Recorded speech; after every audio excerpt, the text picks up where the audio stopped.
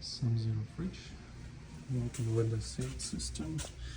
And the fridge compartment has a lot of ice buildup and evaporator coils, but the rest of the coils are not covered with any frost or ice.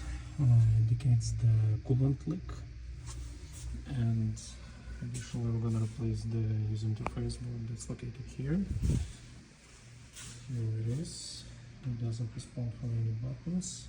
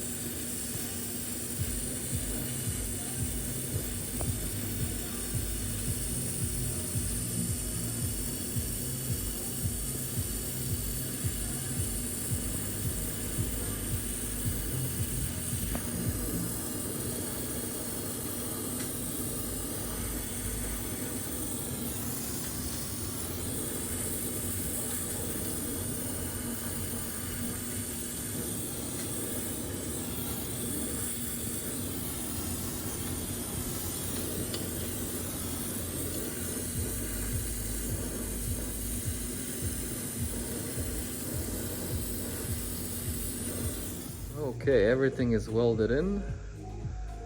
New parts installed. Now we're performing a pressure test to see if there's no leaks. For now it's been 10 minutes, everything looks fine. So we'll give it another few minutes and then start doing the vacuum and filling up the system. Okay, process of the vacuum started. Gonna take some time. Gonna go on a break while it's doing it.